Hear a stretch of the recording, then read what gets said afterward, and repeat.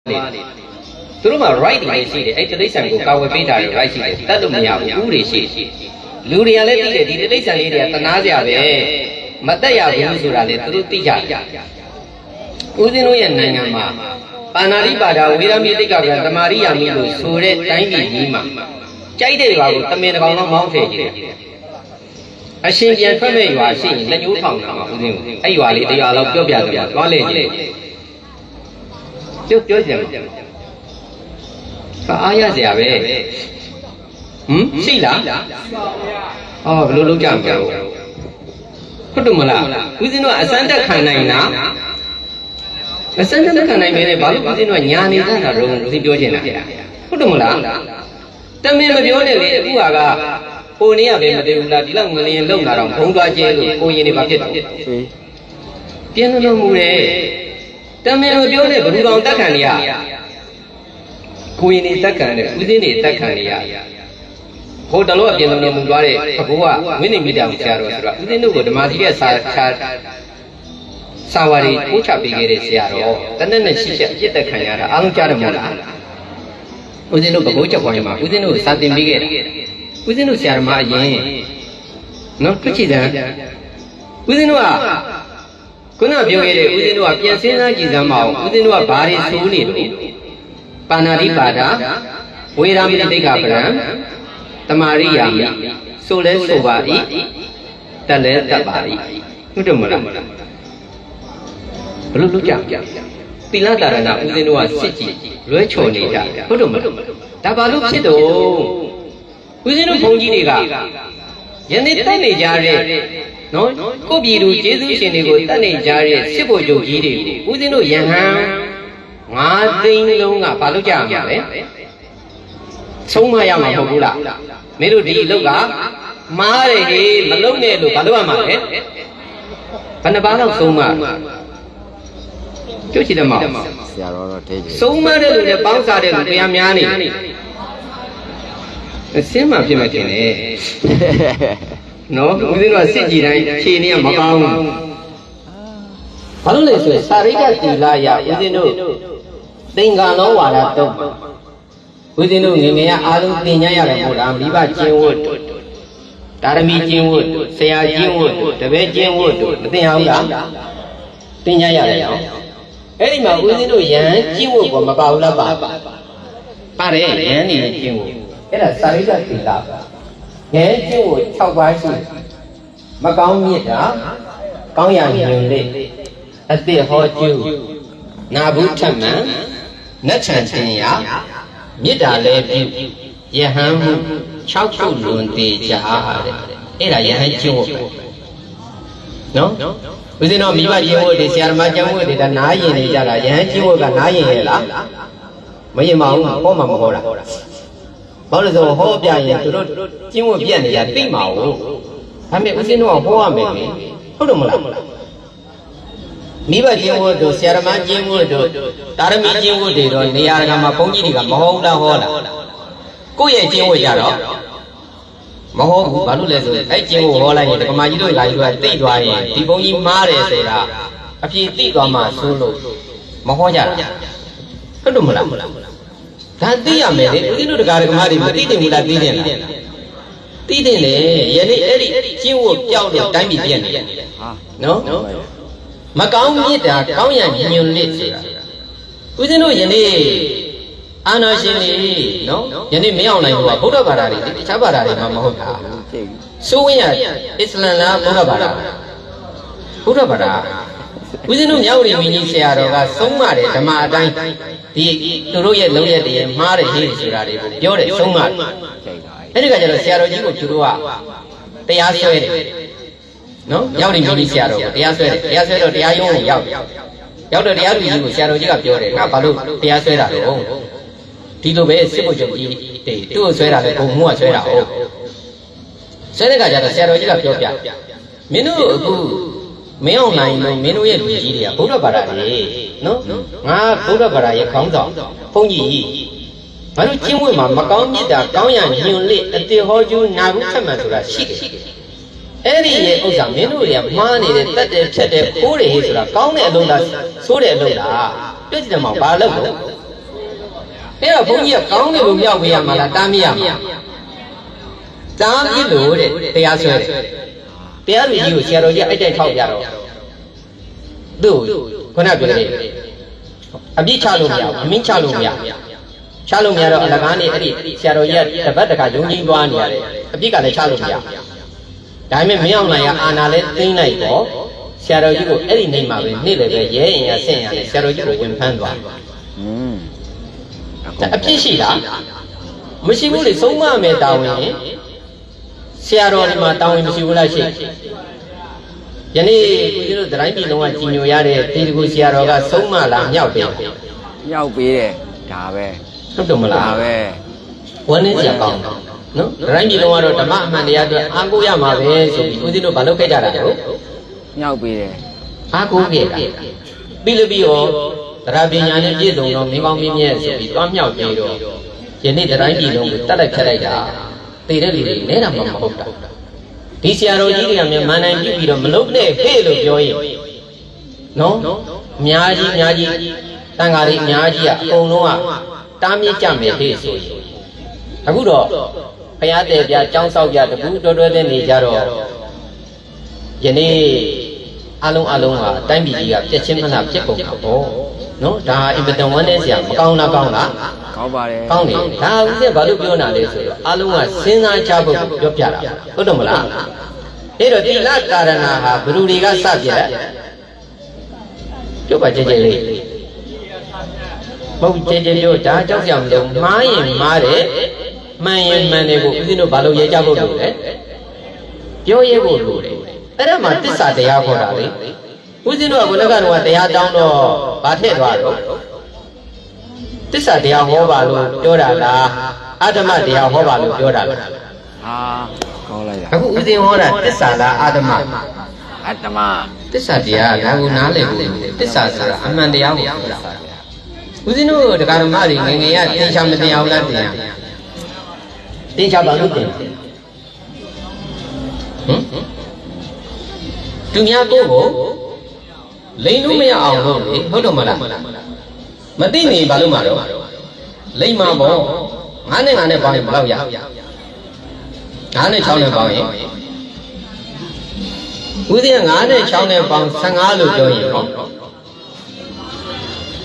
မှားပါလေရဲပြောပါနော်တီတကူဆရာတော်ပြောရင်ရောပိပိဋကသရဘုန်းကြီးကပြောရင်ရောအမှားကြီးဘယ်သူပြောအဲ့ဒါဘာလို့သိတာလဲတင်ထားလို့သိတာလေဟုတ်တော့မလားအဲ့ဒီမားတာကိုမားတယ်လို့ပြောတာငရဲကြီးလားမကြီးပါဘူးမားတာကိုမှန်တယ်လို့ပြောရင်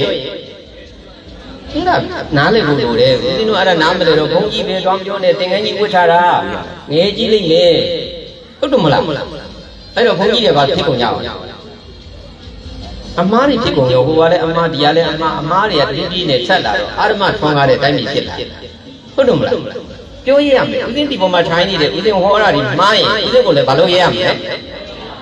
ပြောရရမယ်ဦးဇင်းကယနေ့လာတင်ပေးတာပြောရအောင်တင်ပေးတာအလုပ်ပေးတာလေပြောရင်းမှာဆက်ပြီးမမားရင်းမှာပေါ့ပြောရတဲ့လူမရှိရင်ဘာဖြစ်နေမှာဆက်ပြီးမားနေမှာဒါကိုဦးဇင်းကောင်းတယ်နားလေကြောက်လို့နော်ဒါကြောင့်မလို့ယနေ့ဦးဇင်းကတရားနာမည်ကိုပါပေးတာလေ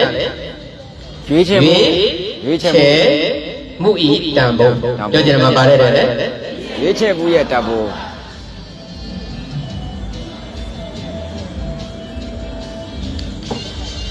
တန်ဖိုးဆိုတော့တန်ဖိုးတွေဘယ်နှမျိုးရှိလဲတန်ဖိုးဘယ်နှမျိုးရှိလဲဦးဇင်းတို့လောကမှာတန်ဖိုးတွေရှိတယ်လေနော်use value ဆိုလို့ရှိရင်အသုံးပြုမှုတန်ဖိုးလဲလှယ်မှုတန်ဖိုးမြင့်နိုးမှုတန်ဖိုးဆိုတန်ဖိုးတွေမရှိဘူးလားရှိလားရှိပါတယ်ရှိကြတာနော်တန်ဖိုးတွေရှိကြအသုံးပြုတန်ဖိုးရေးဆိုတာယနေ့ဒီဖန်ခွက်ယနေ့ဦးဇင်းတို့ဘာလုပ်နေလဲအသုံးပြုနေတာပဲ use တန်ဖိုးခေါ်တာအသုံးပြုတဲ့တန်ဖိုးပဲသူ့ကိုတောင်းဝယ်လာတယ်အသုံးပြုတယ်ကျက်တုံ30ရာတောင်းဝယ်လာတယ်ကျက်တုံကိုဘာလုပ်လိုက်လဲဟင်းချက်စားလိုက်ဒါဘာလုပ်လိုက်တာလဲအသုံးပြုလိုက်တာအသုံးပြုမှုတန်ဖိုးနော် လဲလဲမှုတန်ဖိုးကြီးဆိုတာတော့ဦးဇင်းတို့ယနေ့မြန်မာပတ်စံတသိန်းကိုလဲရင်ဘယ်လောက်ရလဲဦးဇင်းတို့ကအများကြီးလိမ့်သွားပြီတစ်ချိန်တုန်းကတော့ဦးဇင်းတို့ပတ်စံဘာလို့တော့မြင့်တယ်နော်ဟို62ခုနှစ်အာနာမသိန်းပြည်တွေကဘယ်လိုမြင့်တာလဲဘူးဘူးကတော်တော်ပါတယ်နော်ဘယ်ဦးဇင်းတို့မြင့်တယ်အခုကြတော့အစပေါင်းဘယ်လောက်กว่าပါဟောပြပေးတဲ့ဆရာတော်ဖြစ်တယ်လို့ဒါကျွန်တော်ယုံကြည်ပါအစ130 140အဲ့လောက်กว่าပါဟုတ်တယ်မလားအစပေါင်းလေးတာမဟုတ်တာกว่าသွားတာကျဝန်းနေဆရာကိုကမြင့်နေရနေဘာဖြစ်သွားလဲနှိမ့်ကျသွားနော်လဲလဲမှုတန်ဖိုးရဦးဇင်းတို့ကဘာဖြစ်သွားနှိမ့်ကျသွားဆုံးရှုံးသွားဘာလို့လဲဆိုဦးဇင်းတို့ကနပြောခဲ့တဲ့အခွင့်အလမ်းတွေဆုံးရှုံးသွားလို့ဦးဇင်းတို့မှာရွေးချယ်ခွင့်တွေဆုံးရှုံးသွားဦးဇင်းတို့ဒေါအောင်ဆန်းစုကြည်လက်ထက်ဦးဇင်းတို့ရွေးချယ်ခွင့်ရနေတဲ့အချိန်တုန်းကဦးဇင်းတို့နိုင်ငံတကာတွေသွားလေတဲ့အခါမှာဘာဖြစ်တော့ရင်ခုန်ပြီးသွားလို့ရတယ်ဟုတ်တယ်မလားမြန်မာဘတ်စ်ဝတ်တွေ့တာနဲ့โอเคနော်တုံးထုပေးလိုက်တာဆိုပြီးလောက်တယ်သူတို့လက်ထက်ဦးဇင်းကကဘာသွားဘူးလေဟုတ်ပါတယ်မင်းအောင်နိုင်မလို့နော်သူတို့အရင်အုပ်ချုပ်တဲ့ဦးသိန်းစိန်တို့စားကြည့်နေပြီသူတို့လက်ထက်တွေမှာလေကဘာသွားဘူးလေနော်ဒီနာမပြောနဲ့မလေးလိုပါလို့သွားရင်တော့ဦးဇင်းတို့ရုံးခန်းကိုတန်းလွတ်တာဗီဇာတွေဘယ်လောက်ပဲပြည့်ပြီတခြားနိုင်ငံသားတွေတော့ဘာလို့တော့တုံးတခါတည်းတန်းချင်ဦးဇင်းတို့ကဗီဇာအပြည့်စုံပါတယ်ခွန်ကြီးလည်းဖြစ်ပါလေနဲ့ပဲသွားရလေရုံးခန်းသွားရတယ်နော်ဒေါအောင်ဆန်းစုကြည်လက်ထက်မှာဘာရုံးခန်းမှာမသွားရဘူးဟာဘယ်မကြည့်လိုက်ရေးကြည့်လိုက်အဲ့ဒါဘာဖြစ်လို့လဲဦးဇင်းတို့ရွေးချယ်မှုအခွင့်အလမ်းရှိခဲ့လို့မှန်ခဲ့လို့ဟုတ်တော့မဟုတ်ပါလေအခုတော့ဦးဇင်းတို့ရွေးချယ်ခွင့်တော့ရှိခဲ့တယ်မှန်တော့မှန်ခဲ့တယ်ကိုရွေးချယ်တာရလားမရဘူးမရတဲ့အတွက်ကြောင့်ဦးဇင်းတို့ကခုနပြောခဲ့တယ်ဦးဇင်းတို့တဲ့အခွင့်အလမ်းတွေပညာရေးကျန်းမာရေးစီးပွားရေးအစစရရဘာဖြစ်သွားတော့ဆုံးရှုံးသွားနှိမ့်ကျသွားပျက်စီးသွားဝန်းနေစရာမကောင်းလားကောင်းလားဝန်းနေစရာကောင်းနော်ဒါကြောင့်မလို့ခုနပြခဲ့တဲ့လဲလဲတန်ဖိုးပြီးရင်ပကတိတန်ဖိုးဆိုတာရှိတာပေါ့နော်ပကတိတန်ဖိုးရေးဆိုတာဒီဖန်ခွက်သူ့ရဲ့မူလပကတိတန်ဖိုးရှိရွှေမာရေးဆိုလည်းပါရှိတယ်ရွှေရဲ့ပကတိတန်ဖိုးရှိနော်စိန်ဆိုရင်လည်းပါလို့ပဲစိန်ရဲ့ပကတိတန်ဖိုးရှိတယ်အဲ့ဒီမှာမှဦးဇင်းတို့ကဘာတန်ဖိုးလဲဆိုရင်ညနိုးမှုတန်ဖိုးဆိုတာမရှိဘူးလားရှိတာရှိပါတယ်ညနိုးမှုတန်ဖိုးညနိုးမှုတန်ဖိုးရေးဆိုတာအင်မတန်အရေးကြီးတာပေါ့သူကြတော့ပတ်စံနဲ့ဝယ်လို့မရဟုတ်တယ်မလားအခုဦးဇင်းတို့ဈေးထဲမှာဓာတ်ပုံလေးတစ်ပုံနော်မော်ဒယ်မင်းသမီးပုံတစ်ပုံကောက်ဝဲလာမယ်ဒါဘလောက်တုံးအေးခုနပြောခဲ့တဲ့ဗတ်တရားအစရှိတယ်နော်ပုံလေးဒါဝဲတာဒါပေမဲ့ဦးဇင်းတို့မျက်နှိုးတန်ဖိုးထားရတဲ့ယနေ့ဒေါအောင်ဆန်းစုကြည်ပြီးရင်ကို့အမေဟုတ်ဦးဇင်းတို့ဘုံကျော်အောင်ဆန်းတူလေးလားမတူတော့ဦးဇင်းတို့ကို့အမေရဲ့ပုံကိုလူတယောက်ကနေပြီးဗတ်တသိန်းပေးမယ်ဒါပေမဲ့ခြေထောက်နဲ့နင်းမှရေးဆိုရင်ရောင်းမဲ့လို့ရှိရင်လက်ရိုးထောင်တယ်ဟမ်ရှိလားမရှိပါဘူးဟုတ်တော့မလားဘာဖြစ်လို့ဗတ်တန်းပေးမယ်ဆိုရင်ရောမလုပ်ပါဘူးဟုတ်တော့မလားကိုမြင်လို့တန်ဖိုးထားတဲ့ကိုအမေကိုခြေထောက်နဲ့နင်းမယ်နဲ့သိရတယ်ကိုဘာလို့ရောင်းမှာလဲဟုတ်တော့မလားအဲ့ဒါဘာတန်ဖိုးလဲမြင်လို့တန်ဖိုးကတန်ဖိုးဖြတ်လို့မရအဲ့ဒီတန်ဖိုးကတမိုင်းတန်ဖိုးလို့ခေါ်တယ်နော်ဦးဇင်းတို့ယနေ့ဒေါအောင်ဆန်းစုကြည်နော်တန်ဖိုးဖြတ်လို့ရလားဘုံကျော်အောင်ဆန်းမရဘူးမရတဲ့အတွက်ကြောင့်ဦးဇင်းတို့ယနေ့ဘုံကျော်အောင်ဆန်းနော်ဆုံးဆုံးခဲ့တာကွယ်လွန်ခဲ့တာကြာပြီမဲ့ဦးဇင်းတို့မြန်မာပြည်သူအားလုံးရဲ့နှလုံးသားထဲမှာဘာဖြစ်နေတော့ထောက်ရရှိနေသေးပဲဦးနေဝင်းရောနိုးပါဦးတန်းရှိရောနိုးပါဟုတ်တယ်မလားဒါကွာဟာမှုပဲဟုတ်တယ်မလားယနေ့ဦးဇင်းတို့ကဗုဒ္ဓကိုဦးဇင်းတို့နှလုံးသားထဲမှာဘာလို့ရှိနေတာလဲဟေးခုနကပဲမျက်နှိုးတန်ဖိုးပဲလေငါတို့ကိုတစ္ဆာဓမ္မအမှန်တရားတွေသင်ပေးတယ်ဟုတ်တယ်မလားဒါကိုဦးဇင်းတို့ကတန်ဖိုးထားတာယနေ့ဦးဇင်းတို့ဘုန်းကြီးမှန်ရင်လည်းဘာကိုပဲသင်ရမှာလဲတစ္ဆာဓမ္မကိုပဲသင်ရမှာဘာလို့လဲဆိုဦးဇင်းတို့ယဟန်ရဲ့ဂုဏ်ထဲမှာတုပ္ပရိပံနောဘဂဝတောတဝကတံကောဥစုပရိပံနောဘဂဝတော တာဝကတန်ကုန်မရွတ်ခဲ့ဘူးလားရွတ်ခဲ့ဒါပေမဲ့အဲ့ဒီအတိတ်တွေမေ့ကြည့်ဘူးလားမမေ့တော့ဦးဇင်းတို့ဘယ်သိမလို့ဟုတ်တော့မလားအဲ့တော့ဦးဇင်းတို့ယဟန်တွေရဲ့အကြောင်းကိုပြည့်စုံရမှာလေဦးဇင်းတို့ကနားမလဲတော့နော်ဒီညဒါကြောင့်မလို့ဦးဇင်းတို့ကဒါလေးတွေဦးဇင်းတို့ယနေ့ဒီမှာတရားလာပြီးတော့ဟောရင်းနဲ့ဦးဇင်းကဆွေးနွေးပြတာအခုဦးဇင်းစစ်ပြနေတာဘာလို့စစ်ပြနေလဲတီလာတာရဏကိုစစ်ပြတာအခြေအနေကောင်းလားအခြေအနေကောင်းလားမကောင်းပါဘူးဗျာအခုတီလာတာရဏတွေကတော့မှ၅ပါးတွေကဘယ်လောက်ပဲစစ်ရနေတာလဲဘယ်လောက်ပဲစစ်ရနေတာရှင်းနေကောင်းလားမကောင်းဘူးเนาะစက်မစစ်တော့ခဏထားလိုက်အောင်ဦးဇင်းတို့ဘာသွားအောင်မလဲတမာရီတာရဏသွားကြရအောင်ဘာတာရဏသွားမလဲတမာရီဆိုတဲ့အဓိပ္ပာယ်ကဘာကိုပြောတာ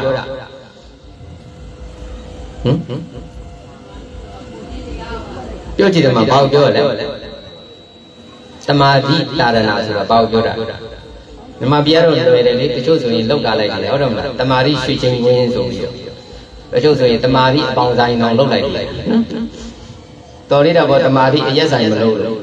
ရှိမြဲရှိနေလေလားမသိဘူးမြမပြလဲနာမည်အကုန်တက်တာဟုတ်တော့မလားတရားတော်ဘာလုပ်တာတော့တမာရီရွှေဆိုင်ဝိကြေးကြေဖရာဟုတ်တော့မလားညင်လဲပါဖရာညင်ပါဘူးဖရာဖရာလည်းမြမပြရောက်တော့မှဒုက္ခမျိုးစုံခံရတာဟုတ်တော့မလားဒါတော့မြမပြည်မာရေးဆိုဖရာတွေတွေ့ကြတယ်မအောင်မိုးတဲ့လေတဲ့ဟိုလူကလည်းထားပြီးဘောဒီတစ်ထောင်ဟိုလူကလည်းထားပြီးကန့်ငေါ်တစ်ထောင်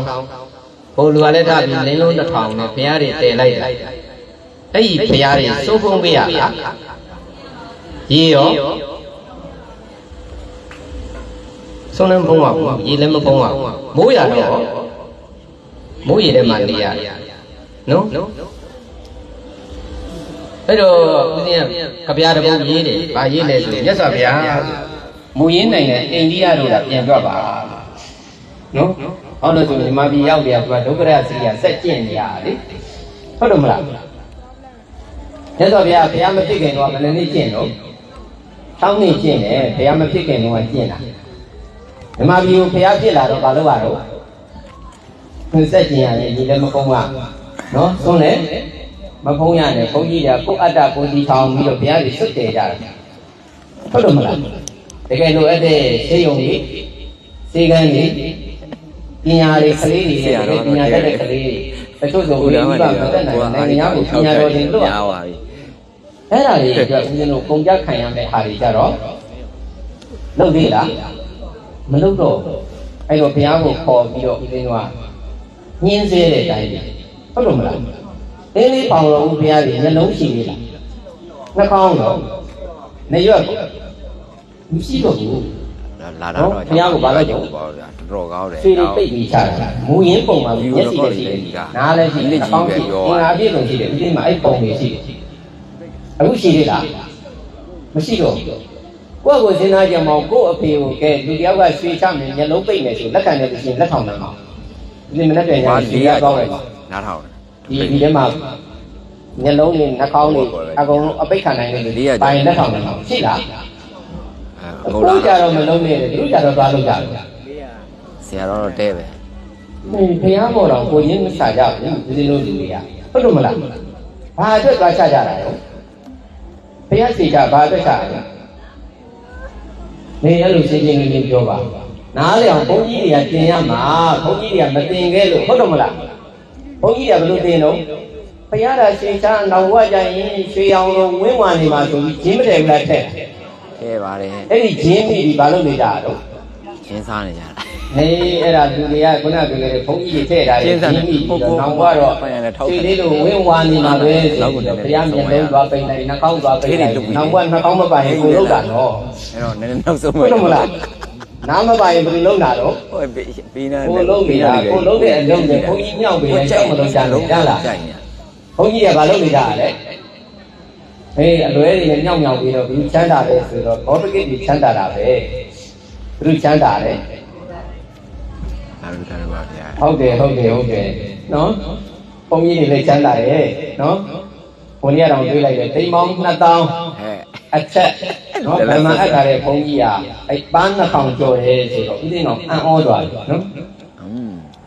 တွေ့ကြည့်တယ်ဘုန်းကြီးတွေဘယ်လောက်ချမ်းသာလဲမချမ်းသာရတဲ့အထဲထဲမှာဘယ်သူတွေပါလဲဘုန်းကြီးပါလေဘုန်းကြီးတို့ဘိုးတော်တို့သီလရှင်တို့ဒီရင်ဆရာတို့ဒီတရားယုံတို့တိုင်းပြည်ကိုခဏကပြောခဲ့တဲ့တက်ပြီးတော့နော်အုပ်ချုပ်လာတဲ့လူတွေဟာအဲ့လိုကြီးချမ်းသာရမယ့်လူတွေမဟုတ်ဘူးနော်ခေါင်းကပြောခဲ့တဲ့ထားကြမရှိအောင်ချမ်းသာနေရမယ့်အားတွေမဟုတ်ဘူးအခုတော့တွေ့ကြည့်မင်းအောင်နိုင်လို့ဒါဘယ်လောက်ချမ်းသာလဲလာပြီမင်းအောင်နိုင်ဒါ5ဘီလီယံဟာ1ဘီလီယံကိုအမေရိကန်ဒေါ်လာတန်းဆောင်ရှိဘယ်လောက်ချမ်းသာလဲလဲ5ဘီလီယံရောက်ကြည့်တယ်မြန်မာငွေမဟုတ်ဘူးနော်ဒေါ်လာမင်းအောင်နိုင်သားက5ဘီလီယံဒေါ်လာတဲ့အဲ့တော့ဦးဇင်းတို့ဆိုင်တဲ့ရင်ကနေပြီးတော့ဒီအာနာမသိခင်ရပေါ့မင်းအောင်နိုင်ပတ်ထားတဲ့နာယီကိုဆိုင်တဲ့ရင်ကနေပေါ်ပြတယ်အဲ့ဒီကာလကတော့မှပဲ3900ရှိဦးဇင်းကြည့်လိုက်မင်းအောင်နိုင်ပတ်ထားတဲ့နာယီကဲအဲ့တော့မင်းအောင်နိုင်ကသူရတဲ့လာကနဲ့အဲ့ဒီနာယီဝယ်လို့ရမရဒါဆိုရင်ဘာဘယ်ကနေရလဲပြည့်ရှင်းလေးတကိုးရွှေရတပြပြဆိုတာဘယ်လိုမျိုးပြောမင်းအောင်နိုင်လို့မိသားစုပြောတာ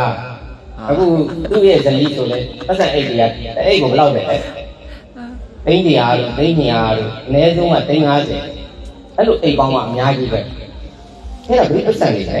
ပြည်သူပတ်စံတွေပါအဲ့လိုတကားကြီးတို့ကမာကြီးတို့ကတကယ်တမ်းကျတော့ဆင်းရဲရမယ့်လူတွေမဟုတ်ချမ်းသာရမယ့်လူတွေမှန်လားပါဘာလို့ဆင်းရဲနေကြတာလဲဆိုအိမ်အိမ်ကဘလောက်ပဲချမ်းသာအဲ့ဒီအိမ်ကအမြဲတမ်းအဖိုးခံရတဲ့ဓမြတိုက်ခံရတဲ့အဲ့ဒီအိမ်မှာဖြစ်ပြောလာပြီနော်ဆင်းရဲတယ်တဖြည်းဖြည်းနဲ့ဦးလက်ကမိုင်းသူကကြီးတို့ကတကယ်မွေးဖွားတာကအင်မတန်ချမ်းသာတဲ့တိုင်းပြည်ကြီးမှာမွေးဖွားတာဒါမျိုးကဘာလို့ဆင်းရဲတာလဲနားတော့ရခဲ့တခိုးအခိုးခံရလို့ဆင်းရဲနေတာဒါပေမဲ့အဲ့ဒီဟာကိုအမှန်တိုင်းပြောလာဆိုတော့ဦးတို့ဘုန်းကြီးကမပြောဘူးဘာလို့လဲဆိုတော့ဟိုတခါကြီးတို့ကမာကြီးတို့အခုလိုဆင်းရဲနေတာဟာအတိတ်ကံကမလူခဲ့လို့ဟုတ်တော့မလားအဲ့တော့ဘယ်ဘက်ကတဆုပ်ကျဲ၍ညာဘက်ကတလဲဝင်ညောင်သေးတော့သူကျွန်တော်ပြလုံးပူလို့အတော့နည်းနည်းစုပ်တာမှတ်ထားအောင်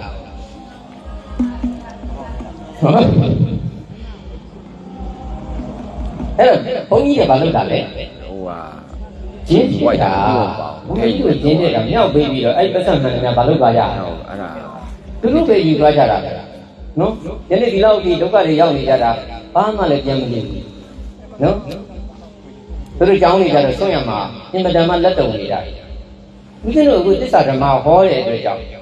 ဦးဇင်းကြောင်းအသိခံရတယ်နော်စစ်တပ်ကော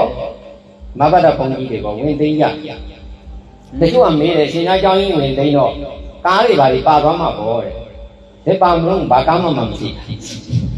နော်ဦးဇင်းကြောင်းဝင်သိတော့ဘာရမှာလို့ဦးဇင်းစာအုပ်တွေငယ်ငယ်လေးတွေကဝယ်တယ်စာပေဝိုင်းထောင်တယ်စာကြည့်တဲ့ထောင်တယ်ပညာဒါနအင်္ဂလိပ်စာဂျပန်ပြင်သစ်နော်ထိုင်းဘာသာပြည်တဲ့သင်တန်းတွေဖွင့်တယ်အခမဲ့သင်တန်းတွေကွန်ပျူတာသင်တန်းတွေဖွင့်နော်ကျောင်းမှာရေးဆိုတာစာအုပ်ထောင်ကျော်ရှိထောင်နဲ့ချီရှိတယ်နေရာတိုင်းမှာဦးဇင်းစာကြည့်တဲ့တွေဖွင့်တာစာအုပ်အရင်လေးဝယ်နော်ယနေ့လည်းယနေ့တော်လန်ရေးကာလလိုက်ပြီးတရားဟောတယ်တချို့နေရာတွေ3သိန်း2သိန်း3သိန်းအကုန်လို့တယ်ဘာလို့မှတော့ဦးဇင်းကကျောင်းတောက်ကြလည်းမရှိဘူးဘုရားတဲ့ကြလည်းမရှိဘူးဘာလို့ကြမရှိဘူးဒါရီယာဦးဇင်းတို့ယနေ့လိုအပ်နေတဲ့မြန်မာနိုင်ငံစစ်ပေးဆောင်တွေနေရာတွေကိုယ်တိုင်နဲ့တွားလို့လေကိုယ်လည်းပို့တယ်အကုန်လုံးပို့ပေးတယ်ပြီးတယ်လှူတယ်ဘာလို့မှတော့ဦးဇင်းတို့ပုံကြီးတွေကဟိုတရက်ကလည်းဟုတ်တယ်မလားဘာလို့မှမလဲရာကြီးကျောင်းဖွင့်ပွဲပါရတဲ့ပြချမ်းသာနေလို့ဘုန်းကြီးချမ်းသာနေလို့ပဲကြိုက်လို့ဟုတ်တယ်မလားလူကြရမှာပေါ့ဒီမှာကိုလိုအပ်တယ်မင်းပြန်မရမှာ100ကျော်200အဲ့လိုမျိုးကျောင်းအသိခံရမှာဟေ့ဆိုလေစိုးရင်နေတယ်ကွာဒါကဟုတ်မှာမဟုတ်တော့ဘိန်းနာယူဟုတ်တယ်မလားယူရီးယားသိရင်သိမို့ဘာလို့မှယူရီးယားတွေတကြံနဲ့ရောနေလို့ပါပြောချင်တာရကဦးဇင်းတို့ကခုနကပြောခဲ့တယ်ဦးဇင်းတင်ပေးနေတာယနေ့မိမိတို့ရွေးချယ်တတ်အောင်လို့တင်ပေးတာမှတ်တာနော်ဘာလို့တင်ပေးတာလဲတရားလေဘာလို့ရမလဲကျွန်တော်တို့ဒီဘက်မှာရွေးချယ်ရလူတို့တွေကတချင်ဘုန်းကြီးလေဘာလို့ရမလဲဆိုတော့တက်သိပြတာရွေးချယ်ရမယ်ကိုယ်ပတ်သက်လဲကုန်ပြီလေကိုယ်လည်းဂျင်းတဲ့လေဆိုကြိုက်ပါမလားလူတွေတော်တော်လေးကြီးတယ်ဘုရားကပြောထားပြီလားအတိတ်တံကိုပုံချရင်တော်လာတခြားပဲပုပ္ပေကတဟေတုကဒိဋ္ဌိတဲ့မိစ္ဆာဒိဋ္ဌိကိုပြောတာ နော်မင်းတို့အတိတ်ကံရောင်ဆင်းရဲနေတာအတိတ်ကံရောင်ဆင်းရဲနေတာလို့ပြောရင်အဲ့ဒါဗါတဲ့လေမိစ္ဆာဒိဋ္ဌိပုပ္ပိကတဟိတုကမိစ္ဆာဒိဋ္ဌိဘုရားအရှင်ရှံပါဠိတော်ထဲမှာရှိပြီးသားတဲ့တူပါလို့တိတိကဒရမကလို့ကြိုက်တာကိုခေါ်ဦးဇင်းတို့တိတိကျစာပေနဲ့ရှင်းပြနော်သူကစစ်ဘုံယုတ်ကြီးတွေဒီရောက်တဲ့ခါကျတော့အဲ့ဘုံကြီးကဘယ်လိုဟောလို့ဆိုတော့ဟိုဘုံယုတ်ကြီးကအတိတ်ကံကပြုခဲ့လို့ကောင်းခဲ့လို့ ရှင်းနေနားထောင်တော့အကုန်ကြား အခုလိုအာနာရတာ အတပိုင်း အခုလိုချမ်းသာတာဆိုဘာလို့ပြန်မလဲညောက်ပေးပဲဟိုလူရဲ့သူမှားတာလည်းမြင်အောင်မလားမြင်တော့ကံရှိလို့ရတာပဲလေဆိုတော့အဲ့ဒါအကုန်လုံးဆက်ပြီးတော့မိုက်ပြီးမိုက်ပုံရတာဟိုမိုက် ရှိလိုက်တာပါ အဲ့တော့ဦးဇင်းတို့ဘုံကြီးတွေရဲ့ ရှက်ကြီး လမ်းလွဲနေမှုဒါတွေကိုမပြောဘဲနဲ့ဦးဇင်းကဝိုင်းကာလိုက်ဝိုင်းဖုံးလိုက်နေဦးဇင်းတို့တိုင်ကြည့်တယ် ဟိုအားရပါရထောက်ခါတာဖြစ် ဘာကြောင့်မလို့ဦးဇင်းပြောတယ်ဦးဇင်းတို့လည်းဝေးတာမိုင်းရင်မှာနော် ရှင်းပြ မိုင်းရင်ဦးဇင်းကတိတိကဒါရလည်းပြောမယ်တိတိကုလည်းပြောမယ်စေကိန်းကပြောမယ်အကုန်ပြောမယ်နော်မီဒီယာတွေမှာအားလုံးလည်းပြောမှာပါဦးဇင်းပြောတယ်ဒီထဲနဲ့ပြောတယ်ဒီမှာလည်းပြောတယ်ဘယ်ညာမျိုးဆိုပြောမှာဘယ်ကြီးပြောမလဲပြင်းလုံးလုံးဦးတဲ့စီပြောမှာနော်အဲ့ဒါမှမလုပ်ရင်ဦးဇင်းတို့ဓမ္မကတိကမလုပ်နဲ့ဟုတ်လို့ဓမ္မကတိကဆိုတာအမှန်ပြောရမှာလားအမှားပြောရမှာလားဘုဘာကြီးပြောနေတာ ရှင်းပြ လူတွေကလည်းနာမည်ပြောရင်တော့ဘုံဘုံခနေကြတာ တဲ့ပေါ့ အာမဟောမဟောရီရရင်ကိုတွားပြီးတော့အဲ့ဒါကိုတွားပြီးတော့နာနေကြတာဟုတ်လို့မလား ခွဲပြီး ရီတာနားတော်ရင်ဦးဇင်းတို့ခဏပြောခဲ့တဲ့လူရှင်တော်ရင်ရှိလက်ရှိအဲ့ဒါနာဘောဟုတ်လို့မလားဘုန်းကြီးအချင်းဆိုတာနားတော်နေဟဲ့ကောင်းမလားအချင်းဆိုတာနားတော်နေမှပြူကြော်သိမ်းလို့ပါလို့မရှိဘူးလားအဲ့ဒါနားတော်မဟုတ်ဘယ်နဲ့ဦးဇင်းကတရားပွဲကြတော့ဘုန်းကြီးတခါတည်းကိုတော်ကြတပုတ်ဆိုလိုက်တော်ကြတပုတ်ဆိုလိုက်လုံးအဲ့ဒါတော့ကြ လုံးတိုင်းကဒဲကြီးပဲ ဟုတ်တော့ဦးဇင်းတို့တိုင်ကြီး ဒါတွေတော်တော်လေးရပါတယ် အဲ့တော့ဘာမှလို့မှားမှန်းကိုမသိကြတော့ဘူးဟုတ်တော့မလားအခုဒါဦးဇင်းကဘာလုပ်ပေးတာလဲ ဒုဗစီ ဒီကျဲမှုဤတန်ဖိုး ထားပြပါ နော်မိမိတို့တန်ဖိုးနေကျင်လို့တရားလာနာတာလားတန်ဖိုးပြည့်ကျင်လို့တရားလာနာတာမြမဒီမှာတရားပွဲတွေကမများဘူးလားများလားအဲ့နိုင်ငံရော များပါတယ် များတာပဲဦးဇင်းတို့ဒီမှာရောက်တဲ့တရားပွဲတွေဘုန်းကြီးတွေလာဟောကြတာနည်းနည်းပဲ တရားပွဲနာတာတန်ကျဲ ဒီဦးဇင်းတို့ကတန်ဖိုးညင်ကျင်လို့နာတာလားတန်ဖိုးနေကျင်လို့နာတာအဲ့ဒါဆိုဦးဇင်းတို့ရဲ့တိုင်းကြီးကတန်ဖိုးကြီးညင်လာလားနေအဲ့ဆိုအဖြေရပါတယ်တရားပွဲတွေများတော့တန်ဖိုးကမြင့်မလာဘူးဆိုဦးဇင်းတို့တိုင်းကြီးကဘာလို့အချိန်ကြီးကုန်နေလေပတ်စံလေကုန်နေညာကြီးကုန်တာပဲညရမှာပေါ့ဦးဇင်းတို့အဲ့ဒါ ဒီလေးတရားပွဲရန်တန်တယ် ဦးဇင်းတို့နိုင်ငံကအဲ့ဒီလိုမဟုတ်တာတွေနဲ့နာမည်ကျော်ရည်ဆိုရင်အကုန်လုံးမစုံပေါက်ကြီးတာနော်ဒါမလုပ်ကြပါနဲ့ကိုယ်တန်ဖို့နေနာကိုပြရရောက်နော်မလုပ်ကြနဲ့ဒီနေ့ဆိုင်ဘာလို့ရမှာလဲရှောင်းနော်ဒီနေ့ဘာအောင်နာမှာတော့ဘာတရားနာမှာလဲဘာပြင်ရမှာလဲအဲ့ဒါတွေကိုဦးဇင်းတို့နားလည်ဖို့အရင်ကြည့်လိုက်ရည်လား ရှိပါတယ် ဒါကြောင့်မလို့သီလတာရဏတွေအခုဘာစစ်ကြမလားလဲတမာရီ မာရီ တာရဏနော်တမာရီရေးဆိုတာတခြားမဟုတ်ပါဘူးပါဠိလိုဆိုရင်ဧကကတလို့ခေါ်တယ်ဧကဆိုတာတစ်ခုတည်းမှာကတကြည်ပြီးတော့ဖြစ်နေတယ်ဘယ်မှာကြည်ပြီးဖြစ်တာလဲဆိုအမှန်တရားဓမ္မလမ်းကြောင်းပေါ်မှာဘာအကြောင်းညာနဲ့မှမသိမ်းဆောင်တာကိုတမာရီတာရဏပဋ္ဌာန်းပါတယ်လေတမာရီတာရဏနော်အခုခုနပြောခဲ့တဲ့ဦးဇင်းတို့ဓမ္မအမှန်တရားဟောမယ်မင်းအွန်လိုင်းတော့အုပ်စုကတတ်မယ်နော်ရှင်များအမားတွေဟောတပည့်တော်တို့ညောက်ပြီးပတ်စံကြိုက်တဲ့လောက်ယူနော်ကြိုက်တာအကုန်လုံးလုပ်မယ်ရှင်ကမဟောဘူးတပည့်တော်တို့ကအမားတွေနော်ဒီဆုံးမတာတွေဟောနေတတ်မယ်ဆိုရင်တမာရိတာရဏကယင်ကော့ပေးရမယ်အသက်ခံရမယ်အရင်ကတတ်ချင်တယ်ရင်းရင်သွားရင်တမာရိဟုတ်သေးလားမဟုတ်တော့ဘူးမဟုတ်တော့အခုတော့ဗာပြစ်နေကြတော့ရင်းနေကြတာနော်ယနေ့ရှင်းနာရှင်တွေဟဲ့ဆိုရင်တပိမောက်ကံကျူးလွန်ထားတာနော်စပြီးအာနာသိမ့်နေနေတယ်ကွာတပိမောက်ကံကျူးလွန်တာပဲတပိမောက်ကံစစ်ချက်ရှိရဲ့စစ်ချက်ထဲမှာဆရာတော်တစ်ပါးကိုဘာအပြစ်မှလည်းမရှိဘဲနဲ့နေရင်ကြောင်းတိုက်ကနေပြီးတော့မနေနိုင်အောင်ဖယ်ရှားထုတ်တပိမောက်ရသူအာနာသိမ့်နေနေမှာ၄ပါးသင်ရပါဆရာတော်ဦးဇင်းတို့မြဝတီကြီးဆရာတော်ဦးတော်ပိဒအလေးဟာကျခုဆိုရင်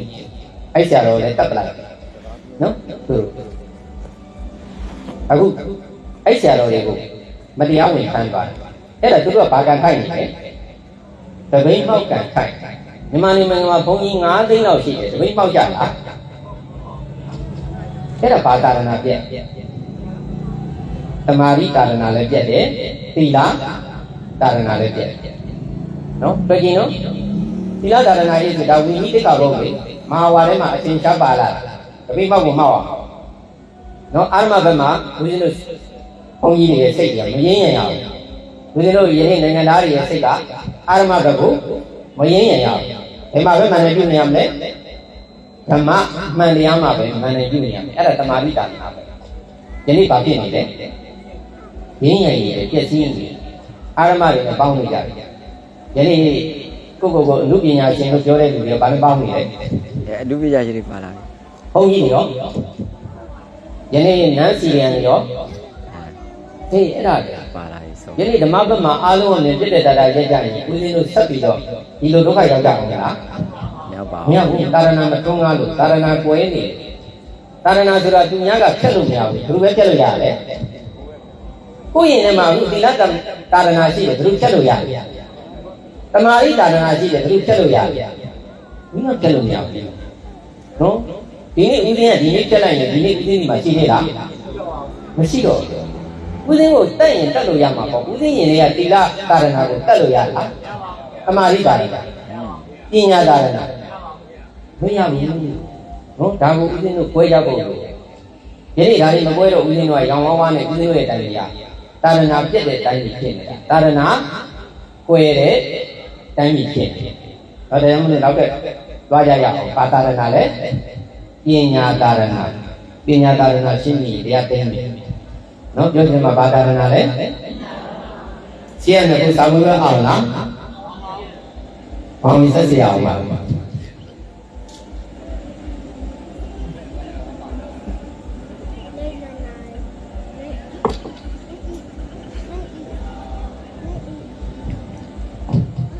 အဲ့တော့ပညာဆိုတာဘာလဲပေါ့နော်ပညာကအချင်းချုပ်မယ်လေဆိုရင်နော်ဓမ္မအဓမ္မအမှန်နဲ့အမှားအကြောင်းနဲ့အကျိုးအကောင်းနဲ့အဆိုးခွဲခြားစိတ်ချပြီးတော့အမှန်ဘက်ဓမ္မဘက်အကောင်းဘက်အကျိုးရှိတဲ့ဘက်မှာရက်တာကိုဘာလို့ခေါ်လဲ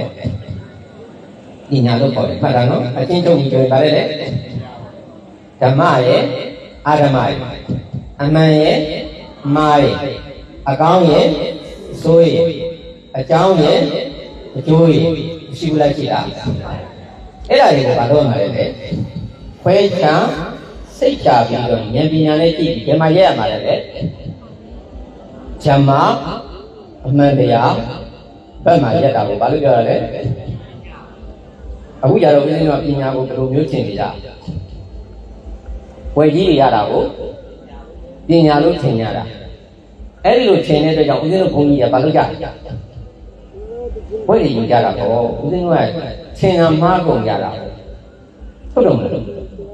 ဘယ်လောက်ကြီးစိုးလာလဲဆိုအင်္ဂလိပ်စာကတကြောင်အောင်မှမရေးတော့ဘူးဒေါက်တာဝယ်ကြီးတွေကြည့်တာကြနော်ပေါ်ပြီနော်အဲ့ဒါကြောင့်မလို့ဦးဇင်းကဗာရေးလဲဆိုခေါင်းမှုဒေါက်တာလို့ရေးတယ်နော်ခေါင်းမှုဒေါက်တာအကြောင်းနည်းနည်းပြောပြအောင်လားဦးဇင်းတို့မြောက်ဝတီမှာကွန်ပျူတာသင်တန်းနဲ့စာကြည့်တိုက်ဖွင့်တော့ဦးဇင်းကအဲ့ဒီမှာစာအုပ်တွေလည်းသူပေးတယ်ဖွင့်ပွဲမှာဦးဇင်းသွားတယ်တော့အဲ့မှာတန်ခါနာယကပေါ့ဦးဇင်းတို့နဲ့တာဏတက်ကိုတူတက်ခဲ့တာပါသူတို့ကတော့ဝါလဲကြီးတော့ဦးဇင်းတို့နဲ့အတန်းကြီးတော့အဲ့တော့သူလည်းပြောရမယ်အလှည့်ပါတယ်သူကအရင်ပြောတယ်သူပြောပြီးတော့ဦးဇင်းပြောမှာနော်သူပြောတဲ့လက်မှာသူကပြောပြတယ်ဆိုတော့ဘယ်နဲ့တည်းခေါင်းမှုတောက်တာအကြောင်းပြောပြတယ်မြန်မာနိုင်ငံမှာအခုတော့ဒေါက်တာတွေဘုန်းကြီးတွေနောက်မှာအမိတက်တာတော်တော်များသွားပြီအရင်တော့တက်တာနည်းသေးတယ်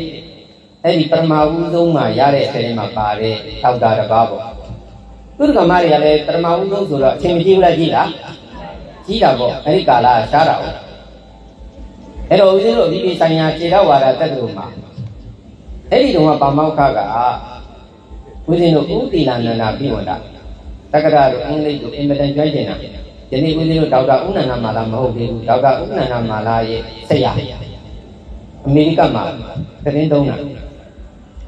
ဆရာနာရှင်များအပြည်ပြည်ဆိုင်ရာတက္ကသိုလ်ကြီးကိုအမှန်မှာတော့ခုလုံးလုံးချင်လို့ကြွားကျင်လို့ထပ်ဖွင့်တာဒီအချင်းမရှိကြမိဆိုင်ရာဆိုလို့နိုင်ငံသားတွေကလည်းလာတတ်မိဘတွေထအမေမပြေနိုင်ရအဲ့တော့အဲ့ဆရာတော်ကိုသွားခေါ်လာပြီးတော့ဆရာတော်အဲ့မှာခဏတည်းသာမောက္ခရပြီးယူပေးရနော်ဆရာနာရှင်လုံးတိုင်းရဲ့နေတယ်ကမောက်ကမအဲ့ဒီခြေတော်ဝါဒတက္ကသိုလ်ဟာဦးဇင်းတို့တက္ကသိုလ်ဒုတိယနှစ်မှာစပ်ပဲနော်ဒုတိယနှစ်ကျမှဖွင့်လို့အဲ့ဒီဖွင့်ပွဲကဘာကြီးမှလုပ်တာဦးဇင်းတို့တက်ခဲ့ရောက်ခဲ့ဒုတိယနှစ်လောက်မှဖွင့်အဲ့တော့ပြောချင်တာရကအဲ့ဒီဆရာတော်ကြီးလက်ထက်မှာတက္ကသိုလ်ကမတွေကသွားလျှောက်တယ်ဆရာတော်တပည့်တော်တို့ရဲ့ဘုန်းကြီးကတော့ဒေါက်တာဘွဲရလာတယ်ဒီညဒီမှာကတိကခန့်မှာအဲ့ဆိုလွတ်လိုက်ဆိုတော့လွတ်လိုက်တဲ့ခါကျတော့ဟိုကရောက်တဲ့ခါကျတော့ဗာမင်းပြီးခဲ့တာတော့ဆိုတော့ Sanskrit တက္ကရာ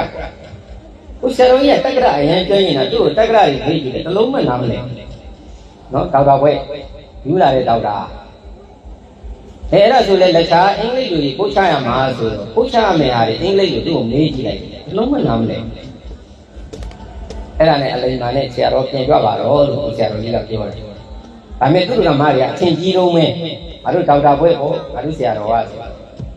နိုင်ငံသားတွေကမေးကုန်မေးကျင်တော့သူကခေါ်သွားတယ်သူဘုန်းကြီးတွေဟိုကတကားဖွင့်ပြီးကြည့်လိုက်တယ်နိုင်ငံသားတွေပါလာနိုင်ငံသားကပြည့်တဲ့အတိုင်းနဲ့မေးကုန်မေးမှလေအဲ့တော့သူကဓမ္မကြီးဘုန်းကြီးကောင်းမှုနေလို့ဟောပြန်သွားတယ်။ဘုန်းကြီးနေမကောင်းလို့နေမှာဆိုနောက်တစ်ခေါက်ခေါ်လာတယ်နိုင်ငံသားတွေပါလာဘုန်းကြီးကောင်းမှုနေလို့ခေါ်သွားတဲ့ကောင်းမှုနေလို့ဆိုတော့အဲ့တော့မှဓမ္မအပြေပေါ်တယ်။ငါတို့ဘုန်းကြီးရခဲ့တာကောင်းမှုတောက်တာပဲ။ဘာတောက်တာတွေများတော့ဝန်းနေကြကြီးဦးဇင်းကအဲ့ဒါပညာလို့အလွဲထင်ညာလို့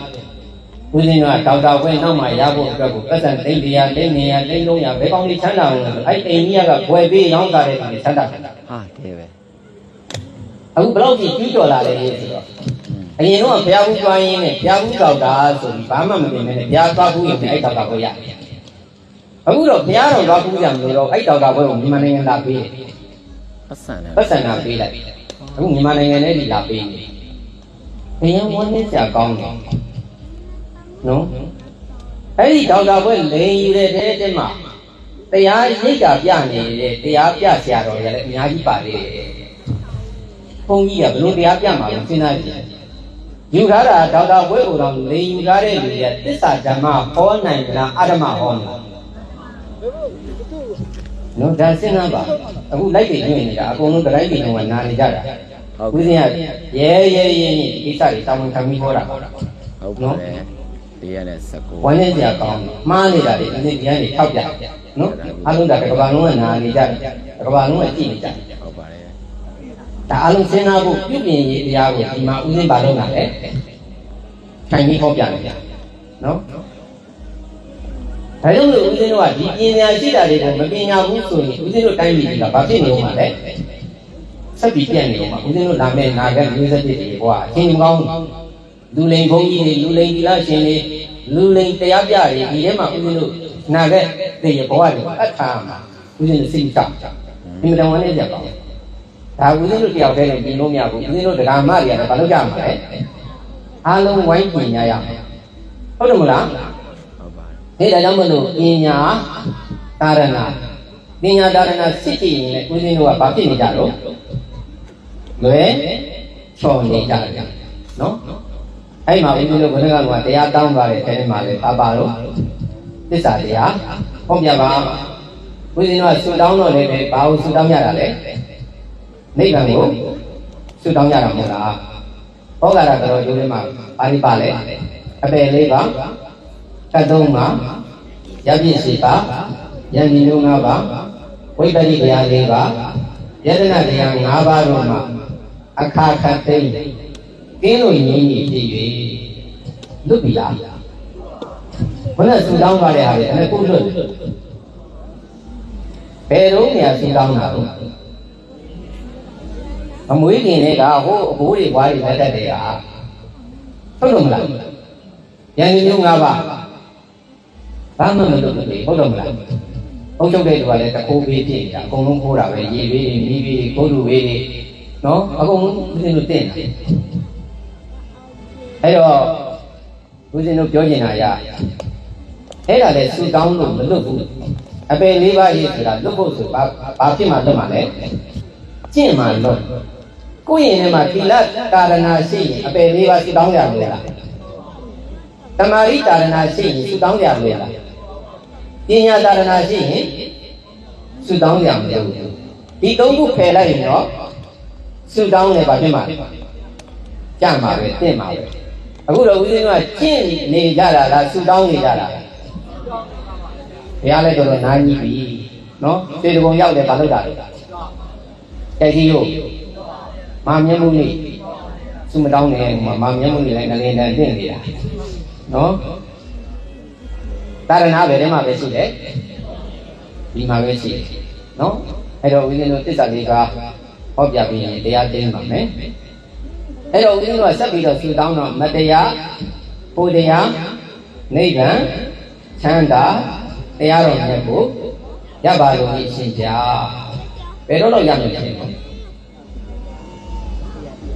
ဘယ်တော့ရမလဲ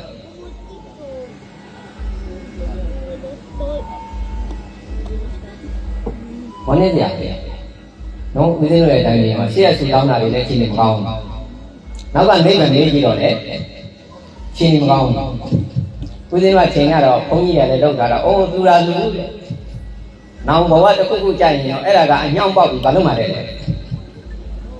ရိုးစစ်ဖြစ်ပြီးတော့အဲ့ဒါကြရင်နိဗ္ဗာန်ရမှာပဲဆိုပြီးတော့ရင်းထည့်ထားတာငါဦးဇင်းတို့ဘုန်းကြီးကရင်းထည့်တော့တော်တော်ကျွမ်းကျင်နေပြီဘာမြင်တောင်းဝင်ယူလို့ဘာမှတောင်းဝင်ယူဒါဝင်နေကြကြီးနော်အဲ့တော့တစ္ဆာဝိနိမုတ်တော်နာမနိဗ္ဗာန်နဲ့နတ္တိပညာဒါရဏဟိဆိုတာအရေးကြီးဆုံးကတစ္ဆာတရား၄ပါးကိုသိရတယ်နော်ပညာဒါရဏမှာဘာကိုသိရမလဲသစ္စာ၄ပါးကိုသိရမယ်ဒါအရေးကြီး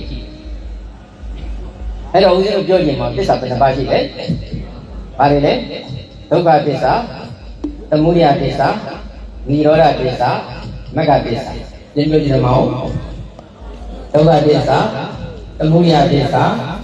និရောဓသစ္စာမဂ္ဂသစ္စာဘယ်နှပါလဲ၄ပါးအကြောင်းနှစ်ပါးအကျိုးနှစ်ပါးတော့သစ္စာရေးဆိုတော့ဉာဏ်ပညာပြည့်တော့ဦးဇင်းလေးဖို့မင်းနဲ့အလုံးနဲ့လိုက်ပြည့်ပါတန်ကြောင်းတစ်ချောင်းကိုမီးပုတ်ရင်9မိနစ်မီးပုတ်တဲ့တန်ကြောင်းနဲ့10မိနစ်မီးပုတ်တဲ့တန်ကြောင်းဘယ်ဟာပုတ်ဘူးတကယ်မှန်ရဲ့လားပြန်နေမယ်9မိနစ်မီးပုတ်တဲ့တန်ကြောင်းနဲ့10မိနစ်မီးပုတ်တဲ့တန်ကြောင်းဘယ်ဟာပုတ်ဘူးလဲ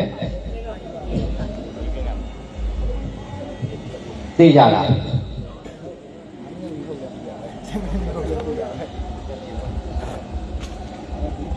အဲ့ဒါပညာကံဖြစ်တဲ့ကြောင့်ပညာအရင်လေးကြည့်ရတာလေဟုတ်တော့မဟုတ်တကယ်တော့ဦးဇင်းတို့က question မှာပြည့်စုံတဲ့ question ရှိတယ်မပြည့်စုံတဲ့ question ရှိတယ်ဦးဇင်းကမေးလိုက်တဲ့ question ကမပြည့်စုံတဲ့ question လို့ခေါ်တယ်နော်ဘာလို့လဲဆိုတော့ဦးဇင်းတို့က9မိနစ်မီးပုတ်တဲ့တန်ကြောင်းနဲ့10မိနစ်မီးပုတ်တဲ့တန်ကြောင်းဘယ်ဟာကိုပူလဲလို့မေးလိုက်တော့ဦးဇင်းတို့က10မိနစ်ပါဗျာလို့ပြောတယ်ဦးဇင်းတို့တွေ့ကြည့်လေကောက်ရိုးမီးနဲ့မီးပုတ်တာနဲ့ဦးဇင်းတို့ရေနေဦးတယ်ဟဲ့ဆိုလို့ချင်းရင်ချင်းနဲ့မီးပုတ်ရင်ဘယ်လောက်ကြာလဲချင်းနဲ့ရေနေဦးစုကိုဘယ်လောက်ကြာချင်းနဲ့ပြောတယ်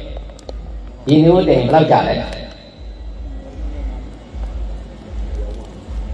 အခုဦးဇင်းတို့အပူချိန်ညှင့်ထားတဲ့အခု3မိနစ်အိုးနဲ့တည်တော့ဘယ်လောက်ပဲကြာလဲ3မိနစ်မှာဘာဖြစ်လာလဲခင်းနဲ့တည်ရင်3မိနစ်နဲ့ရှူလားဘာဖြစ်လို့လဲအပူချိန်ကွာလို့ဒီဘက်ကရလက်တူရဲ့လားမတူဘူးဟုတ်တယ်နော်ဒီဒါလေးကိုပြောပြမယ်ဦးဇင်းတို့ဒီမှာသမုဒိယသစ္စာဆိုတာအကြောင်းပဲဒီဘက်ကရေကြီးပုတ်ပတ်ဆူးလာတာဟာအကြောင်းရှိဘူးလားရှိလားဘာလို့လိုက်လို့လဲ မိတွင်းနဲ့ပဲဖြစ်ဖြစ်တင်းနဲ့ပဲဖြစ်ဖြစ်လျှက်စစ်နဲ့ဖြစ်ဖြစ်ဘာလုပ်လိုက်လို့လဲအပူပေးလိုက်လို့အပူကြီးကိုတော့အကြောင်းရှိလို့ဒီဘက်ကဘာလုပ်တာလဲစုပွက်လာဒီဘက်ကအကြောင်းကိုပယ်လိုက်ရင်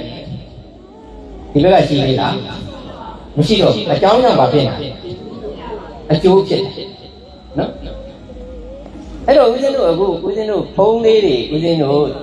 ဆိုင်ကနေကောင်းမဝယ်ကြဘူးလားဝယ်ကြတယ်နော်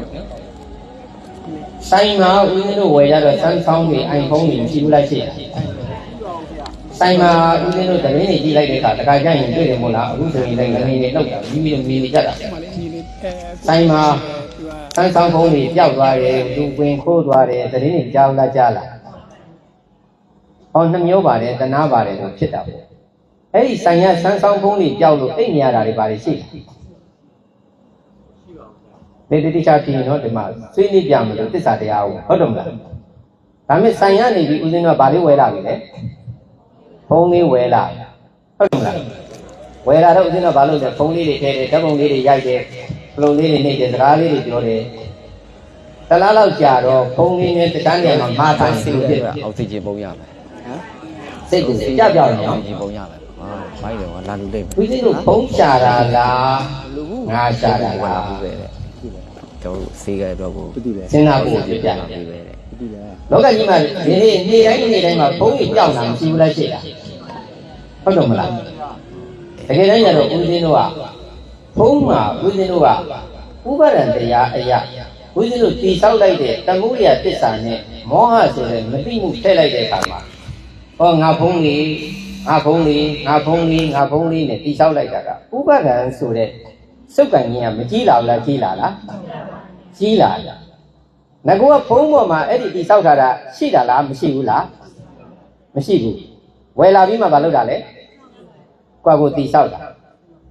ဦးဇင်းကတကယ်ပျောက်တဲ့အခါကျတော့ဖုံးပျောက်တယ်ထင်နေတာလားငါပျောက်တယ်ထင်တာဖုံးပျောက်တယ်ပဲထင်လို့တကယ်တမ်းကျတော့ဘာပျောက်တာလဲငါပျောက်လို့ရှာတာပေါ့ဖုံးပျောက်တိုင်းကရှာရရင်ဦးဇင်းတို့လောကမှာပျောက်နေတာလေပုံရှာမှာပေါ့ဟုတ်တယ်မလားပြောချင်တာကငါကငကောကအရှိလားကိုတီဆောက်မှရှိလားကိုတီဆောက်မှရှိလားဒါကြောင့်မလို့ဦးဇင်းတို့ကားတိုက်တယ်ဆိုရင်ဘယ်လိုလဲလို့ဦးဇင်းတို့ကမေးကြတယ်အဲ့ဒါတော့ဒီအမေရိကန်ကမတ်ဆိုတဲ့ပုဂ္ဂိုလ်ကြီးပေါ့ဆုံးသွားပြီဆိုတော့ဦးဇင်းတို့ကတနာပါတယ်မပြောဘူးလားပြောတယ်နော်ဒါပေမဲ့အိတ်နေရတာလို့စားမရတာလို့ဖြစ်လာကြည့်ဘူးဟောကားတိုက်ခံရတာတော့လွန်ငယ်တော့3နှစ်ကနော်ကိုယ့်ဘောအင်မတန်ကောင်းတဲ့မောင်ဖြူပေါ့မက်ဖြူပေါ့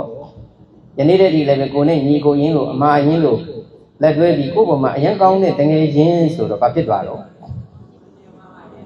ဟုတ်တယ်မလားခொနပြောခဲ့တဲ့ကားတိုက်ခံရတော့အမေရိကန်နိုင်ငံသားလည်းပဲခန္ဓာ၅ပါးပဲကိုယ့်ရဲ့တငယ်ချင်းလည်းခန္ဓာ၅ပါးပဲဒါပေမဲ့ဘာပါသွားတာလဲဆိုတော့ခொနကလူပေါ်မှာတော့ကခန္ဓာ၅ပါးမှာဥပါဒณะခန္ဓာအရသမှုရိယတစ္ဆာနဲ့ဦးသိန်းတော့မတိဆောက်တာဘူးနော်တိဆောက်တာလားမတိဆောက်တာဘူးမတိဆောက်တာတဲ့အခါကျတော့သေသွားပြီပြာဖြစ်သွားပြီဆိုတာနဲ့အကုန်လုံးပါသွားတယ်ကိုယ်တငယ်ချင်းညတော့မီးရှို့ပြီးသွားပြီပြာဖြစ်သွားပြီဆိုပေမဲ့ကိုတိဆောက်ထားတဲ့ဥပါဒณะခန္ဓာပုံရိပ်ကသေရဲ့လားမသေဘူးဒါကြောင့်မလို့ဦးဇင်းတို့ကချိုးချိုးချွတ်ဆိုဘာလုပ်တာလဲ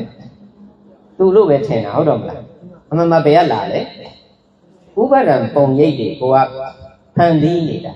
ကိုတိဆောက်တာလေဩသူ့ကိုစဉ်းစားလိုက်တာနဲ့ကို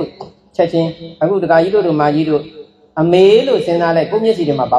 ဖြစ်လာလဲချက်ချင်းပေါ်လာအဖေလို့စဉ်းစားလိုက်ပေါ်လာတယ်အဲ့ဒါဥပါဒံပုံရိပ်တွေဦးဇင်းတို့ကအဲ့ဒီဥပါဒံပုံရိပ်တွေကိုအသေးမခံနိုင်နေတာဒါကြောင့်မလို့ဗုဒ္ဓကအဲ့ဒါကိုသင်ပေးတာငကောကအရှိငါမဟုတ်ဘူးကိုတီဆောက်မှာဘာလို့တာလဲရှိလာဒါကြောင့်မလို့မိမိတို့ရဲ့တာရမီမိမိတို့ရဲ့မိတ်ဆွေခင်မွန်းအကုန်လုံးပေါ်မှာဗုဒ္ဓကမေတ္တာနဲ့ချစ်ဥပါဒณะနဲ့ချစ်နေဒါကိုသင်တယ်ဗုဒ္ဓကဗာနဲ့ချစ်ခိုင်းတာလဲမေတ္တာနဲ့ချစ်တာကအေးတာပေါ့ဒါပေမဲ့ဦးဇင်းတို့ကယနေ့ဗာနဲ့ချစ်ကြရတော့ဥပါဒณะနဲ့ချစ်တော့ဗာဖြစ်ကြရဘူးလောင်တာပေါ့အိတ်နေရစားမရတွေဖြစ်တယ်နော်တော့ကြပြန်စဉ်းစားလိုက်ပေါ်လာလိုက်အပြန်စဉ်းစားလိုက်ပေါ်လာလိုက်မေတ္တာနဲ့ကြတော့အော်သူ့ဘုံမှာငါအသက်ရှိနေတယ်ကွာ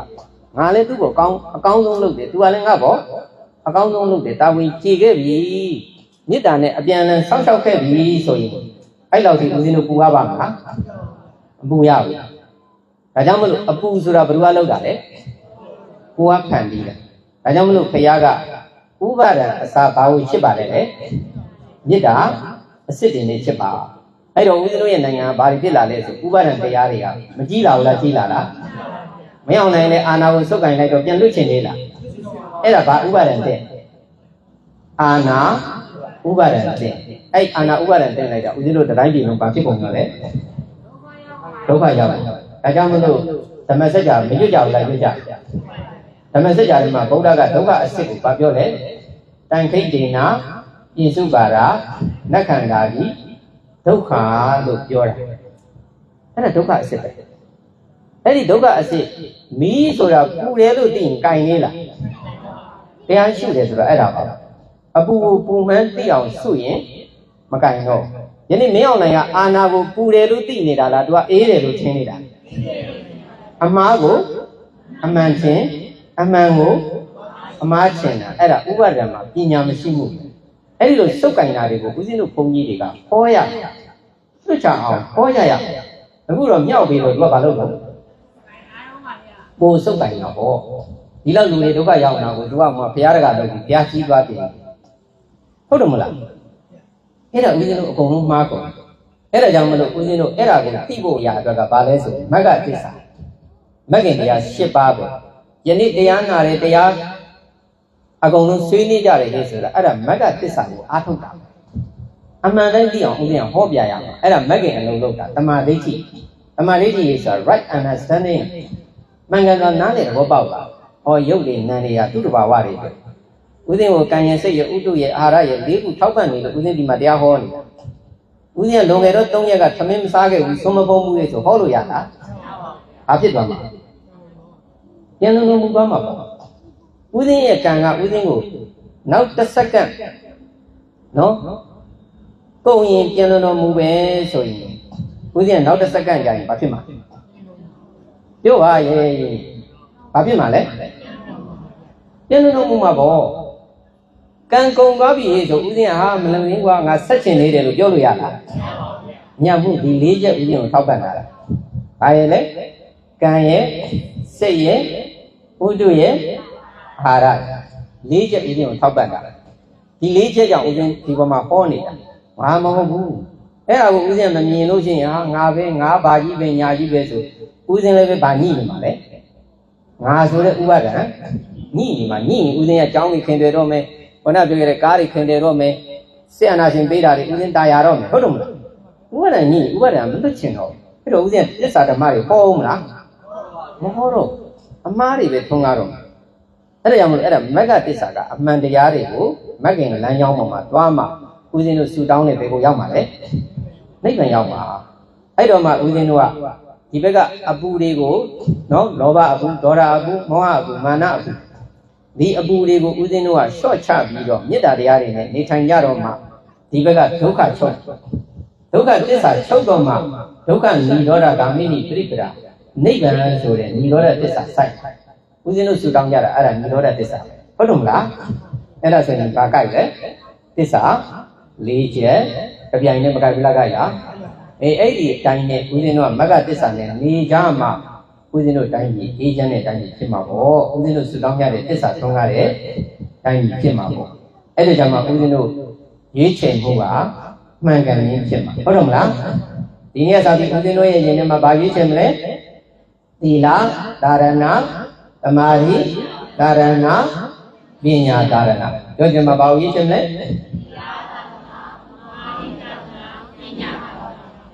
တရားတွေလားကျောင်းတွေလားဘုန်းကြီးတွေလားသီလရှင်တွေလားအဲ့ဒါနားလည်ဖို့အရေးကြီးတယ်အဲ့ဒါနားမလည်ရင်တော့ဘယ်ဘုန်းကြီးကနာမည်ကြီးတယ်ဆိုပြီးလင်ကြအောင်မှာဟုတ်တယ်မလားအဲ့ဒီနောက်မလိုက်ရင်ဘာပဲလိုက်ရမလဲသီလဒါရဏသမာဓိဒါရဏဒီနေ့ရွေးချယ်ရမယ့်အချက်ဘယ်နှချက်ပေးလိုက်လဲဘာတွေလဲဒါကြောင့်မလို့ယနေ့ရွေးချယ်မှုဤတန်ဖို့ရွေးချယ်မှုမှန်ကန်ရပါစေเนาะဒါကြောင့်မလို့ယနေ့ အလုံးတရားဝဲကျင်းပပြီးတော့ဒါနပြုကြတယ်သီလစောင့်တည်ကြတယ်ဘာဝနာပွားများကြတယ်ကုသိုလ်ကောင်းမှုတွေကြောင့်ယနေ့တရားနာကြတဲ့ဓမ္မမိတ်ဆွေအပေါင်းကိုယ်စိတ်နဲ့တရားပြီးပြဝေးွားရေးဉာဏ်မမစဉ္ညာသာသာဖြင့်ဘုရားချမ်းမြေ့ရာဤဉာဏ်တော်ညီဉာဏ်တော်တန်ကြီးကနဲ့တန်တိုင်းလို့ရအောင်ကြအောင်ကြည့်တဲ့ဒီကိုပေါင်းများအားထုတ်နိုင်တဲ့သူတော်ကောင်းအမြင်လောင်းတွေဖြစ်နိုင်ကြပါစေကုန်သတည်းအများကြီးပဲတယ်နော်မင်္ဂလာပါဟာရှယ်ဖွေးသွားတယ်နော်သွားရီတော့ပေါ့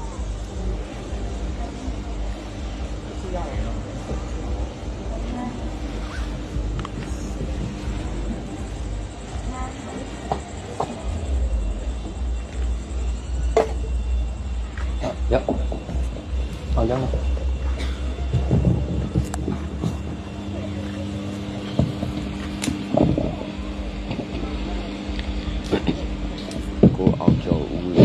Cô ao châu luôn. Akhana season le ya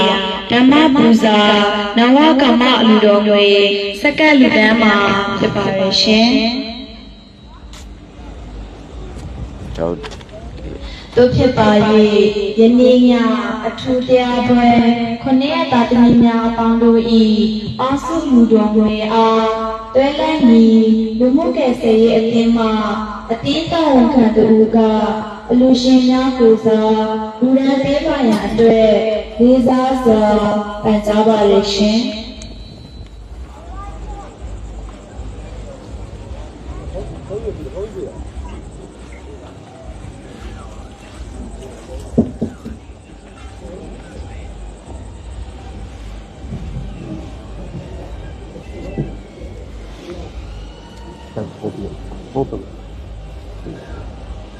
ဒီမဲ့တဲ့အဓိပ္ပာယ်ရှိတော့ကြတယ်အလူရှင်ဘာလို့ကလည်းဒါတို့ခေါ်ဆိုပေးကြပါရှင်သာဓုသာဓုသာဓု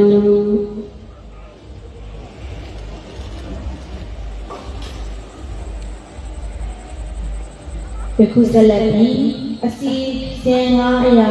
ကောင်းမှုစုစုတို့အားရည်စက်ချလူပန်းပေးနိုင်ပါရန်အတွက်ဆရာတော်အားလေးနည်းစွာလျှောက်ထားပါရဗျာ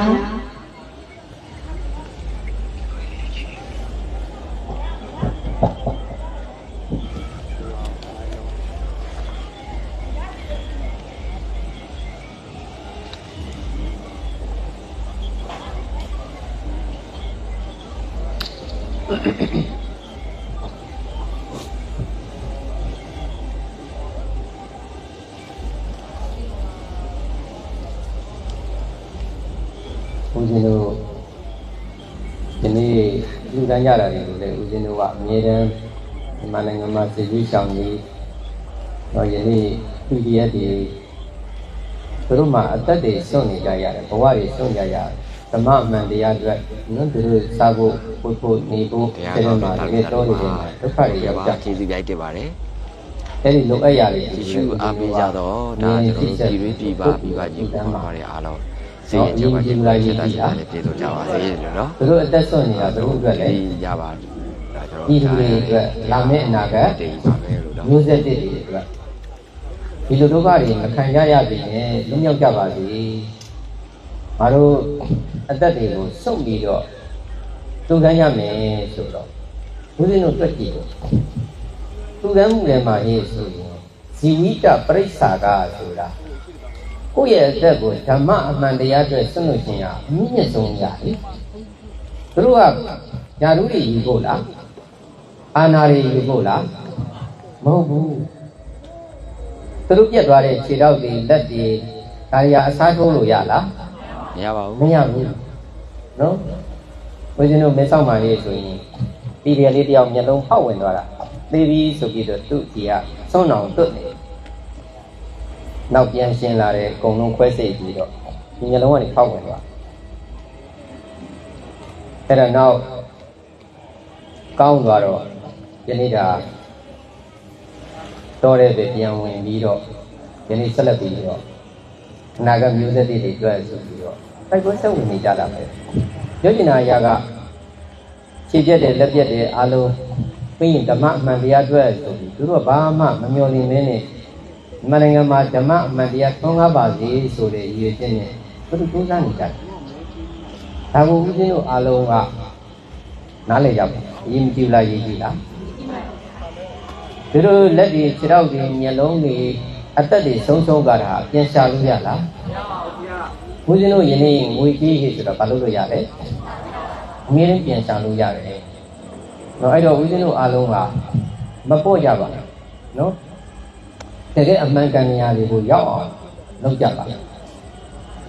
ငါတရားပဲဟိဆိုပြီးတော့အဲ့လိုလေးလိုမရှိပါနဲ့လူတတန်းဟိဆိုရင်တယောက်တရားထည့်ရင်ဘယ်လောက်ဖြစ်လဲတန်းပေါင်းတရားဖြစ်တာဟုတ်တော့မလားအများကြီးပြောပြတာ10တန်းထည့်ရင်ဖြစ်ပါတယ်ဗျာတန်းပေါင်း1000ဖြစ်တာနော်အဲ့ဒါဦးဇင်းတို့ရွေ့ရင်ရတဲ့တိုင်းကြီးကရွေ့မှာပေါ့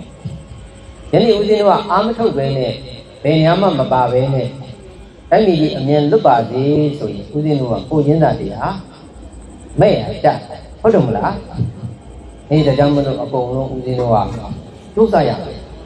ဦးဇင်းတို့လည်းဒီမှာနော်ရောက်နေရလိုက်ပြောဟောနော်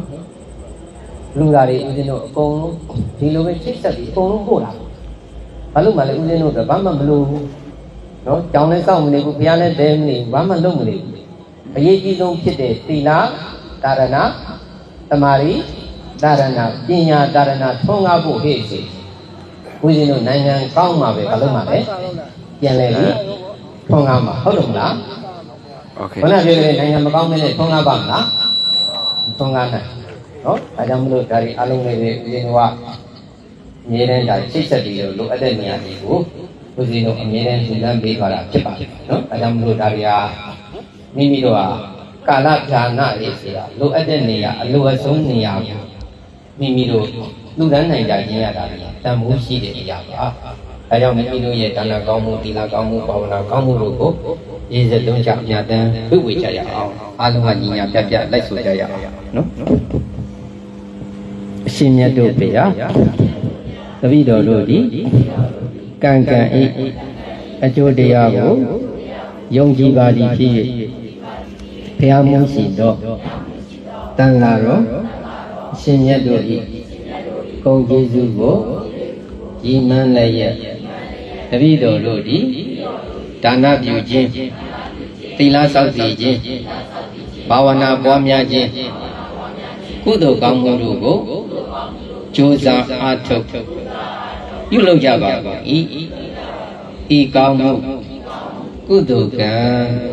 စေတနာတို့ကြောင့်တပည့်တော်တို့သည်အေးချမ်းရာ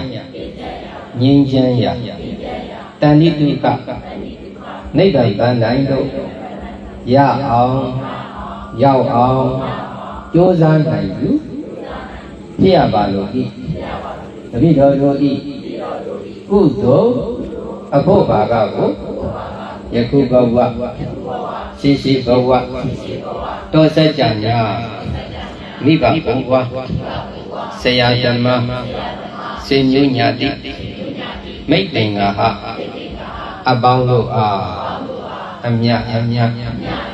မြပြည့်ဝပါ၏အလုံးသောပုဂ္ဂိုလ်တ attva သာသာတို့သည်အမြရကြသည်ဖြစ်၍ဝမ်းမြောက်မှုမောသာရုခေါ်နိုင်သည်ဖြစ်၍ကျမ်းမာမာဆန်းဆန်းသာသာဖြစ်နိုင်ကြပါစေကုန်သောအားလုံးတရားများ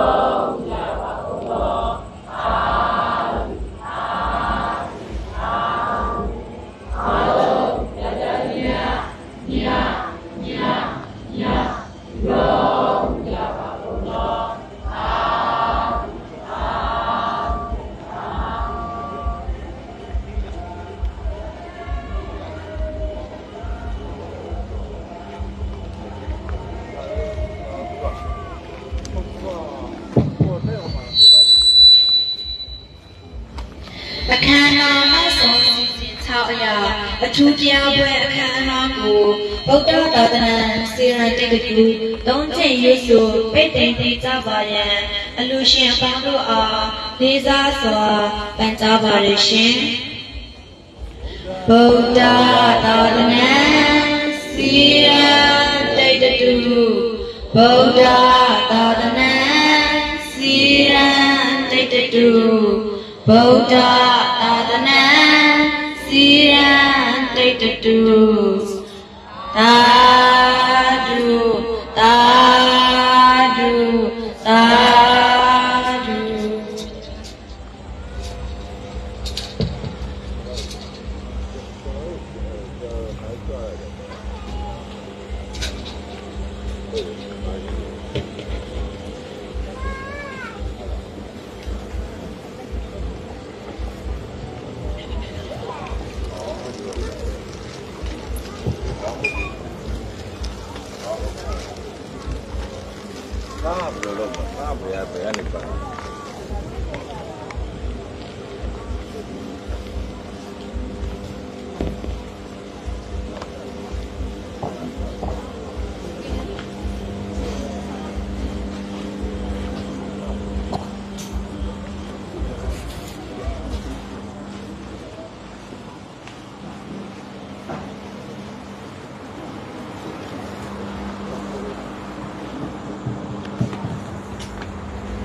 သင်္ကန်းကမ်းမဲ့လူရှိသေးလားခင်ဗျာ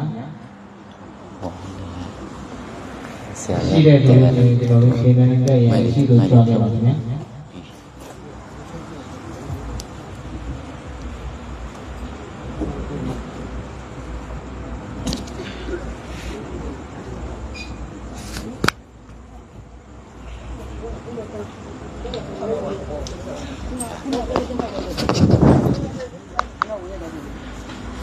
ဒါမဟုတ်ဒါတော့ဘယ်သူမှလည်းမသိ